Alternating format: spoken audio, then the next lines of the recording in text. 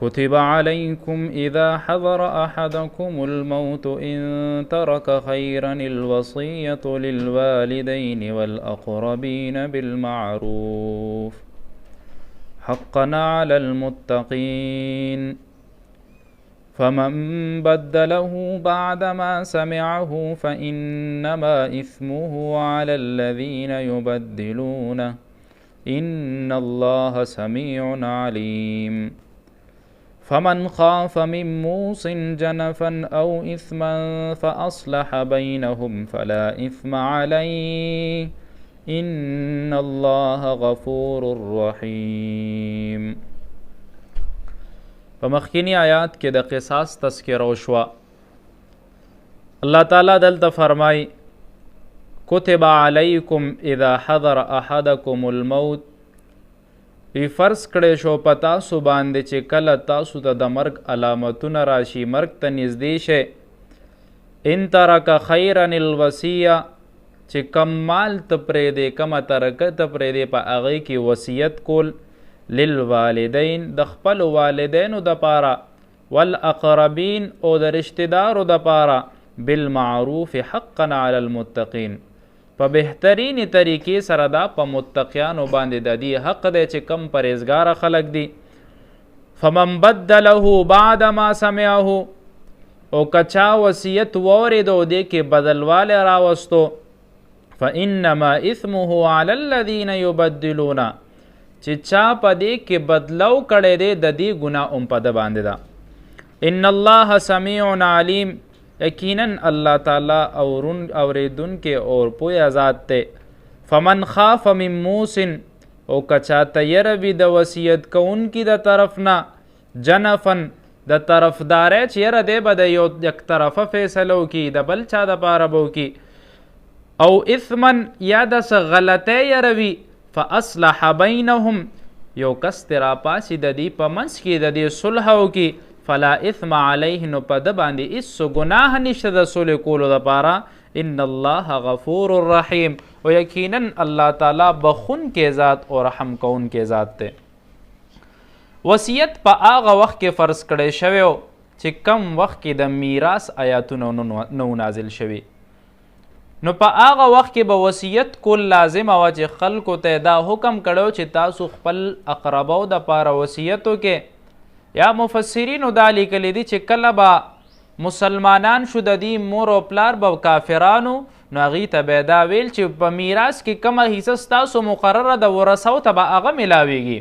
خو چې کله مور او پلار کافر وي یا بچی کافر، هغه ته میراث نه میلاویږي، نو خیر دی د دې دپاره هم څه وصیت وکړئ. نو ابتدا کې د دې وصیت فرضیت و، بیا رستو د دې اختیار کېښودلی شو. رستو بیا داسې اختیار یره که چا وصیت وکړو نو مستحبه طریقه ده، او که وصیت چا ونه کړو نو په چا باندې لازم او ضروري نه ده. د وصیت دپاره یو څو شرطونه دي. وصیت اصل کې نصیحت ته ویلی کېږي، یو بچي ته پیغام ورکول، نصیحت ورکول چې یره زما د مرګ نه پس ته به دا کار داسې کې. په اصطلاح کې مفقهین لیکي، وی وصیت دې ته ویلی کېږي چې د خپل مال یا د خپل جیداد منفعت چاته حواله کول چې هغې نه به دې فایده اخلي. د ټول مال وصیت باطل دی. که د چا اولاد وي دی هغې پرېږدي او بل چاته وصیت کړي، نو دا وصیت قابل قبول نه دی. روایت کې راځي مور عایشه رضی الله تعالی عنها دې له یو کس راغی، ویجي وي وصیت کوم د مال، او ورته وی څومره مال دی؟ وی 3000 روپۍ دی را سره. وی یاره وصیت نه بهتره دا ده چې خپلو بچو ته دا مال پرېږدې، ستا بچي په دې باندې خوشحاله زندگی تیره کړي، د نورو دپاره وصیت مه کوه. یو روایت کې راځي حضرت سعد ابن ابي وقاص رضی الله تعالی عنه وی زه یو ځل بیمار شم، وی بیمار پرسیله د دواړو جهانو سردار راغه، وی زما تپوس یې وکړو، وی ما ورته یا رسول الله زما حالت څنګه دی؟ راته وی ستا حالت خو بهتر دی. وی زه د ټول مال وصیت کوم. حضور پاک راته وی چې نه، د ټول مال وصیت مه کوه. وی زه د نیم مال کوم. وی نه، د نیم مه کوه. وی راته وی د درېمې حصې کوم. وی درېمه حصه خو ډېر شی ده. نو بیا ما د درېمې حصې مال وصیت وکړو. او راته وی بهتره دا ده وی چې ستا بچي د بل په درونو باندې خیر غواړي نو دینه بهتره دا نه ده چې مال بچو ته پرېږدو ته نور له وصیت کې نو خپل بچي خوشحاله پرېږدی هغې ته خوشحاله زندگی ورکوئ وصیت داسې مه کوه چې یاره زه به نور چاته وصیت وکړم او دا مال به هغې بل خوا ووړي او یقین وکړئ کم مال چې ستا د الله په لاره کې ولګېدو هغه ستا کامیاب مال دی د مرګ په وخت کې چې کله یو سړی وصیت کوي بچی نه مني ګورې او که هغه د مرګ هغه حالت وګوري د مرګ هغه سختیانې ده ته راوړاندې شي که دی بیا وایي زه دا مال صدقه کوم دا مال غریبانان له ورکوم بچي ورته وایي په آرام کښېنه بس دی اوس تا هغه مال نه دی دا خو زمونږ دی تا نه پسته بس چې څه دی په تندرستۍ کې کړي دی صحت دی روغ و هغې کې د څه تقسیم کړی و هغه ستا مالو خو چې صحت دی وبېلو بس اوس ستا مال نشته دا سړی چې کله بیا مریم په خفګان کې مړ شي چې کاش په هغه وخت کې چې کله مې وجود روغ رمټ وی او طاقت راکې کاش چې هغه وخت کې مې ځان له یو ذخیره لیږلی وه وصیت باره کې امام ابو حنیفه امام مالک رحمه الله فرمای د درېمې حصې مال وصیت چې کله یو سړی وکړي نو د دې ورکول په ده باندې لازم دی مطلب یو سړی 9 لکه روپۍ پرېښې دي نو په 9 لکو کې به 3 لکو وصیت چې ده کړی نو 3 لکه ورکولی شي دا 6 لکه د ورثو دپاره کافي دي او که ورنه که بیا ورثه په دې کې ګناهګاره دي نعمان بن بشیر رضی الله تعالی عنه وایي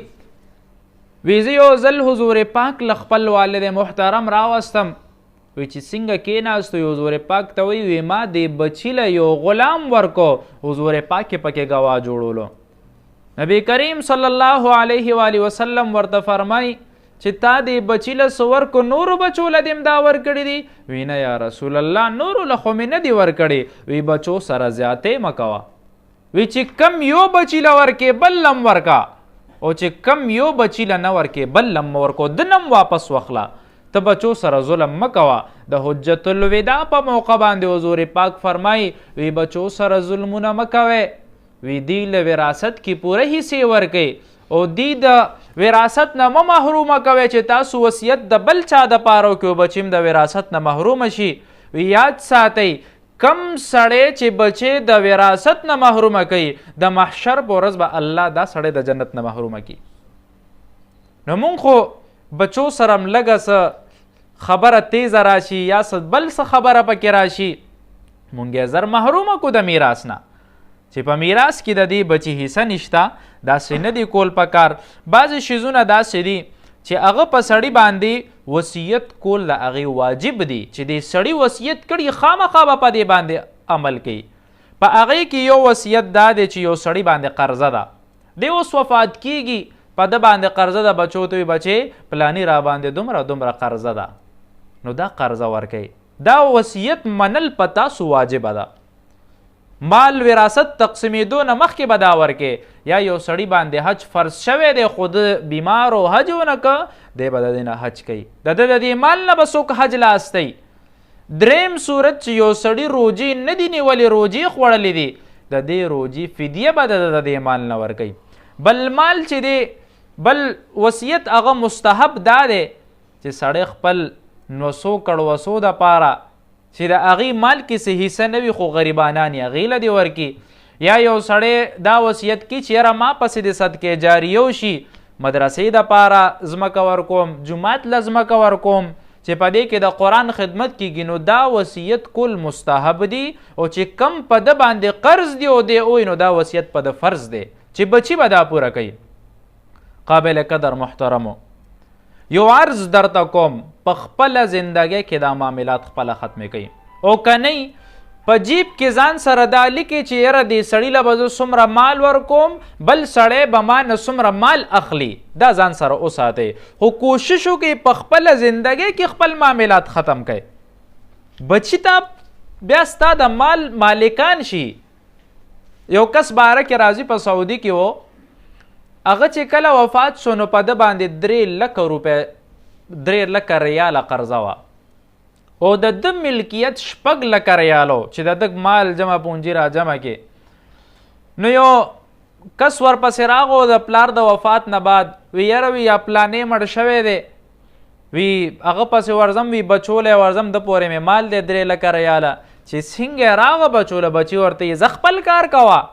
ټول 6 لکه روپۍ پرېښې دي چې 3 لکه تاله درکړم موږ به څه کوو موږ ته خو 1000 مال پاتې شو وی زه خپل کار کوه نو دا خبره د دې سړي یو دوست واورېده نو د چې کله دا واورېده دی ډېر زیات خفه شو چې هو د دې بچو دپاره څومره عجیبه معاملات به کول خلکو نه قرضونه اخیستي دي چې زما بچي ښه شي وی کله دا وخت په ده تېرېدو وي دې ملګري وی چې یاره دا خبره مې پړه کې و هر ټایم به یو ټک راکولو چې یاره ستا ملګری سعید خو به په عذاب کې پروتي په هغه باندې 3 لکه قرضه ده د ده دا عذاب به څنګه ختمه شو ما سره خو ډېره نږدې رورولي وه نو دی وی یو ورځ مې اراده وکړه چې زه د دا قرض ورکوم وی چې اراده مې وکړه خوب کې مې ولیدو وی ما ته یې کته خاندلې صرف مې اراده وکړه وی یو ځل خپل مالیت خپل دکان هر څه مې راجمع که وی د 4 لکو ریالو وی ټول هر څه مې خرڅ که وی لاړم وی چې کم قرضدار وی هغې له مې 3 لکه روپۍ ورکړي وی مې بچو خو در نه کې خو زما دوستو د تاخیر د وجې نه هغه ته معافي وکړئ هغه زما ملګری به په عذاب کې وی چې کله مارکیټ کې دا خبره هغې ته پته ولګېده وی 3 لکه مې ورکړی و سړی راپسې کور ته راغی دا 1 لک روپۍ واله دا ما خپل طرف نه هغه ته پرېښوی وی ما سره 2 لکه روپۍ پاتې شوې وی ما زه نور تجارت بم کوم نو د شپې مې چې خوب کې وکتو دا ملګری مې ډېر زیات خوشحاله و ما له کلکه غاړه راکه چې هغه ذمت نه فارغه شو بچوی هغه حق ادا نه کو پوره دا هغه بچي چې کم بچو له ته د حلال حرام تمیز ختمې هغه اولاد ته وی چې دا بچي مې په خوشګوارۍ کې زندگی تیره کړي وی چې ده داسې وکوي زه لاړم مارکیټ ته وی د مارکیټ مشر ته پته ولګېده چې ده خو خپل دوست له قرباني ورکه وی هغه وی زما لوی مال دی وی لوی ځای دی زما وی دا واخله وی په دې کې څه کباړ پروت دی هغه م ځان له خرڅ که وی یاره ها کېده وی چې څنګه مې تجارت شروع کړي ټولو خلکو ماله مالونه را شروع که وی په قرضونو یې راله شروع که وی کال پکې تېرېدو کال وی چې کال څنګه تیر شو نو وی یو کال پس وی ما د 15 لکو ریالو وی ما زکات ویستو 15 لکو ریالو وی ما زکات ویستو ولې هغه د یو ملګري دپاره د خو سوچ وکړو او دا خو سوچ نه چرته رور دپاره کوي نه چرته اولاد د والدینو دپاره کوي نو په خپله زندګۍ کې دا وصیتونه پوره کوي او چې کله در باندې د مرګ سخته راشي د مرګ فرشته وګوري نو بیا ستا وصیت قابل قبول هم نه دی ته چې وی زما مال حضور پاک وي کم دی ستا مال دی هغه یو دی چې کم دی وخوړو وادي غنستو او هغې نه پس ته تا په غریبانانو تقسیم کو ذخیره دی کو په مساجد و مدارسو دی لګوره دا ستا مال دی او چې کم مال دی صرف بچو ته پرېښو بینک بیلنس جوړ کو هغه بچي به تا پسې څه خیراتونه وکړي هغه رسمي خیرات خلکو پسې وکړي چې کم رسم وي یاره درېیمه ده د درېیمې خیرات کوم نه کو خلک به دومره څوک نو چې پلار پسې درېیمه ونه که یاره څلوېښتي ورپسې کوم یاره دومره څوک نو چې پلار پسې یو دیګ پوخ نه کو نو هغه د خلکو د نظر دپاره کې هغې کې هم دې مړي ته اجر نه میلاویږي ځکه ریاکاري پکې کوي الله رضا خو پکې شته نه محترمو په خپل ژوند خپل معاملات ختم کوي او یقینو کې ډېره سخته ورځ په موږ باندې را روانه ده داسې سخته ورځ را باندې را روانه ده چې هغې نه د چا خلاصې نشته او دا مرګ سختي چې کله دعا غواړي د مرګ د سختۍ نه دعا غواړي کله دعا غواړئ د قبر د عذاب دعا غواړئ چې الله موږ د قبر د عذاب نه وساتي چې کله در باندې د مرګ چپه او سخته راشي بیا به څه کې نه به در سره رور ځي نه به در سره پلار ځي هېڅوک به در سره نه ځي یوازې به لاندې په دې کنده کې پروت دی پته نشته کال پس اختر په اختر که څوک دله درغه درغلي بیږي نه څوک دله نه درځي چا سره دومره وختونه نشته دا وجود دی چې څومره دی 15 فوټه 6 فوټه دا بالکل پاک وساته په معاملاتو کې او که چرته د رب نافرمانی دې کړې وي نو رب بنده ازماوي بیا د توبې توفیق هم درکوي خو چې د مخلوق مال در پسې وي د مخلوق حق در باندې وي نو د هغې د وجې نه به زیات په عذاب کې مبتلا او چې کم سړي باندې د چا حق وي د نه ګورې سا ډېره په ګرانه باندې وځي ډېره ګرانه باندې وځي عبدالله ابن عمر صاحب وی یو ورځ په یو قبرستان باندې تېرېدم وی روانم وی دلته مې وکتو نو وی یو کس ووي قبر یې کولو شو څنګه راووته وی هغې نه اوازونه راتله وی چې مې کته زنځیر ورته اچولی شوی د اور لمبې ترې نه تمبېږي وی خوا کې بل قبر کولاویږي وی دا چې په چا باندې اور وي د ماته وی اوبه راکا وی دا بل لا پاسېدو اوبه ورنه کې ولې وی دا خو کافر مړ دی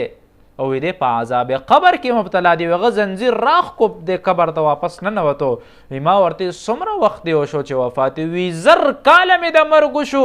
وی تر اوسه پورې مې وی د مرګ د ورځې هغه سختۍ تریخوالی په دې مرۍ کې پروت دی زر کاله د مرګ شوي دی بیا هم سختوالی پروت دی مونږ خو صرف دا ګورو چې بس سړی له ګوتړه کېدو بس لاړو کیسه ختمه شوه نه یقینو که ډېره سخته ورځ ده روایت کې راځي وی په دنیا کې یو سړی بدعمله دی وی د مرګ فرشته چې کله ده ته را حاضره شي وی ده ته اواز کوي چې ای بدعمله وی چې څنګه اواز وکړي وی دا روح په دې وجود کې کلک انخلي حضور پاک کوئی وی داسې انخلي وی چې څنګه د ریخمو کپړه په یو غنو باندې واچې او وی چې څنګه هغه کلک انخلي وی ریخمو کپړه چې ته راکاږي وی ټوله ذرې ذرې شي وی کله چې دا فرشته د روح راکاږي وی چې څنګه مضبوطۍ سره راکاږي وی دننه د ده وجود ټول اوښلېږي د درد د وجې نه او بیا یو څښا ټاټ شانتې دله د قبر د جهنم نه راوړي او اره یو فرشته دا سوال کوي الله وی دې مردار نه مونږ وساتي د ده نحوست په مونږ راونورې چې فرشتې د نه نفرت کوي هغه پاک مخلوق د نه نفرت کوي بیا به څوک دې ورځې له تیارې پکار دی او ډېره سخته ورځ په مونږ باندې را روانه ده خو مونږ دنیا معاملاتو دومره لیوني کړي یو چې یاره بس آخرت ته ګورو به ورسره ټولو باندې تېره شوې ده په ما به م راشي خو هلته بسه کې د حضور پاک خبرې هغه د الله طرف نه دي چې څه پیغمبر د خولې نه ویسې دي الله پړه باندې راورولی دي او حضور پاک وایي وی ډېره سخت ځای دی القبر روضة من ریاض الجنه او حفرة من حفر النیران وی دا قبر د جنت ته باغیچونه ښکلې باغیچه ده خو دا قبر د جهنم د کندو نه ډېره خرابه کنده ده چې په دې کې در سره معاملات صحیح شو مخکې به هم په اسانه ځې دې کې د سوال جواب معاملات خراب شو مخکې به چېرته سوال جواب ورکړي او چې کله دا ورځ په انسان باندې راشي په دې وخت کې انسان خفګان کوي ده ته وښودلی شي چېره دا زما ټکانه وه روایت کې راځي وي کله یو سړی وفات کیږي وی بدعمله سړی وي ده ته جنت یو نظر وښودلی شي وي کاش که په دنیا کې نیک وې کاش که په دنیا کې دې څه عمل کړی وې نن به دې دا ځای خو چې روح ته قبض کې جهنم ورته رامخې ته کې وي نه نو زه مرداره دا دې ځای دی وی قبر ورته جهنم کنده نه یو کنده جوړه شي او چې نیک سړی وفات کیږي هر سړی وایي یاره مال مې دی ښځه مې ده والدین مې وي بچي مې وي د دې به څه کېږي زما د مرګ نه پسته وی دومره ښکلې نظاره دته مخې ته شي ده نه هر څه هیر شي نه ورته بچی یاد وي نه ورته ښځه یادوي نه ورته مور نه پلار نه رشتهدار څوک هم نه وي یاد وی الله زر رانه روح اخله چې دومره ښکلې ټکانه مې ده دا د نیک سړي مرګ دی الله دې موږ ته د نیکۍ مرګ را نصیب کړي اما محترمو د خاتمې بالخیر دعا غواړئ چې الله خاتمه مې په خیر باندې وکړي بعضې وخت کې د خولې نه د انسان داسې الفاظ وځي روایت کې راځي وي یو سړی به ټول عمر نیک اعمال کړي وي او وی آخره کې به الله د ده د خولې نه داسې الفاظ وکاږي وی چې دی فیسبق علیه الکتاب فیدخل علیه النار وی د ده او د جهنم د جنت په منځ کې به یو لیش فاصلې بس مرګ دی او جنت ته تګ دی خو یو خولې نه به یې داسې څه الفاظ وځي د ایمان نه به خارج شوي جهنم ته به داخل شي او یو سړی به ټول عمر بد عملونه کړي چې یاره دا پلانې خو دومره بد عمله سړی دی هر سړی به هم په لار مړه دا څه مردار سړی دی وی فیسبق علیه الکتاب فیدخل علیه الجنه رب به د ده ترمن د دو د جهنم ترمنځ به یو لیش فاصله وي الله به د الفاظو توبه قبوله کړي خدای به ترې راضي شي جنت ته به داخل کړي نو د الفاظو خیال ډېر زیات ساتئ مونږ په ژبو باندې هر ټیم نحوستونه راورېږي او مخکې بهترینې ورځې را باندې را روانې دي چې په دې کې مو خدای ونه بخي کله به م رب بخي په دې کې په خدای ځان ونه بخي کله به په الله باندې ځان بخي بس کینې الله ته متوجه شي رب نه وغواړه دنیا هر چا نه کېږي خو نا امیده کېږئ مایوسه کېږئ د دنیا لوی بدعملي به در نه شوي خو رب به دې بیا هم ځان ته رانږدې کړي خو چې ته کینې ورته الله ګناه مې کړې ده مونږ به څه ګناه کړي دومره ګناه به هم کړي چې ځمکه اسمانونه به هم ډک کړي دومره خو به هم نه کړي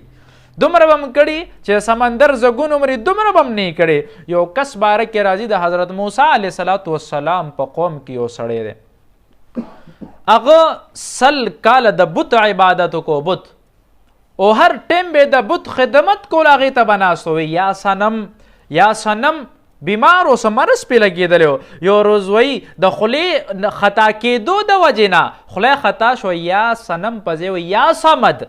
د الله نوم یې واخیسته. په دې کې ورته الله تعالی فرمایي لبیک یا عبدي ای بنده زه درته حاضر یم څه غواړې وغواړه. دی وایي اوهو څومره وخت مې وشو 100 کاله مې د دې بت سره تېر که ده ماله څه فایده رانه که یو اواز یې رانه که په خطایۍ کې مې رب ته آواز وکړو رب مې دومره حاضر و ما ته چې ما ته وایي لبیک یا عبدي ای بنده زه درته حاضر یم. حضرت موسی علیه السلام راځي وی حضرت وی توبه وکاږم الله به مې ګناه معاف کی. الله رب العزت شان ته ګوروي ای بنده وی تا خو 100 کاله د بت عبادت کړی دی وی که 500 کاله دې د بت عبادت کړی وی او توبه دې ویستې وی راغلی ما ته دې ویلی وی چې الله معافي غواړم بیا به مې معاف کړی وی. دا زمونږ رب دی زمونږ محترمو. خو مونږ په دنیا کې هر څه نه رستو رب ګڼلی دی هر څه معاملات هم مخکې.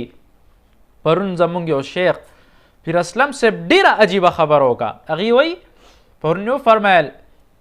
وی کله یو سړي چې چا سره مینه وي د هغه نوم ته اخلي نو په سړي باندې د محبت یو عجیبه کیفیت طاری کیږي چې د چا سره مینه وي د زړه دړکنې تیز شي غوږونه یې سره شي نور بدن کې څه کشش پیدا شي. وی چېرته موږ دا سوچ کړی دی چې د الله نوم هم اخیستی دی او زموږ په زړه کې یو محبت طاری شوی دی چېرته هم داسې نه دی شوی. په ژبه باندې هم د الله نوم کله کله راشي محبت هم ورسره نشته. الله سره چې محبت وساتي د مرګ سختۍ به در باندې اسانه د قبر عذاب به در باندې نه د محشر په ورځ باندې به پل صراط باندې په اسانه تیر شي او هغه ورځ هغه خطرناکه ورځ هغه داسې سخته ورځ چې هر سړی به په خپله خوله کې ډوب وي انبیا به ولاړ وي او څومره لویه د قربانۍ ورځ به وي چې په هغه ورځ باندې حضور پاک یو طرف ته ولاړي بل طرف ته حضرت جبرائیل علیه السلام ولاړي الله تعالی په خپله ولاړي د میزان تله لګېدلې وي او په دې وخت کې چې کله رب ذوالجلال حضور پاک ته وایي خپل امتي را مخکې که چې حساب کتاب ترې نه واخلم په دې ورځ باندې الله رب العزت حضور پاک چې کله आवाज کوي نو هغه ابوبکر صدیق صاحب را مخکې کوي هغه به شاته زور کې وجاړي به الله زما څه اعمال دي الله د عمر مخکې کا د عمر اعمال ډیر دي زما اعمال نشته. په دې وخت کې هغه خلک به فریادونه جړاګانې کوي موږ د کم باغ مولی یو موږ څه کړي دي صحابو ځانونه قربان کړي دي خپل آبایی وطنونه پریښي دي ځانونه حلال کړي دي د پیغمبر دپاره څوک به داسې وکړي چې پیغمبر باندې به حمله کېده صحابو به غشو ته خپل لاسونه نیولې څوک به د پلار دپاره ډزول چې پلار باندې ډز کیا به ورته مخې ته ودرېږي نشي کولی څوک پیغمبر سره مینه کړې وه چې د هغې دا کیفیت نو زموږ به څه حالتي بیا به رب ذوالجلال ورته وایي ودرېږه یو هم حساب نه اخلم. تا ویلي ابوبکر فی الجنه عمر فی الجنه عثمان فی الجنه علی فی الجنه طلحه فی الجنه عبدالرحمن فی الجنه عشره مبشره وي تا وایي دې ته سرټیفیکیټ مې ورور دی ځئ جنت ته دا د هغه خلکو معامله ده. خو چې کله زموږ اعمال هلته را مخکې ته شي نو بیا به موږ څه کوو خپل اعمال نامې به شاته پټو خلکو نه به منډې وو. خو چې کله یو سړي ته اعمال نامه میلو شي وی ها مقرؤ کتابیه چې څنګه ماشومانو ته ریزلټ میلو شي نو کور ته راشي پلار ته وایي وګوره تر ته وایي وګوره پاس شوی یم ښه نمبر یې مې اخیستی دي نو دا کیفیت په ال دی. محترمو الله رضا کې رب سره مینه وکړئ د دنیا معاملات به کېږي چې پریشانی الله به ختمیږي چې کله رب سره مینه وکړي چې رب سره دې مینه نه کړې پریشانی نه ختمیږي. واخر دعوانا ان الحمد لله رب العالمین.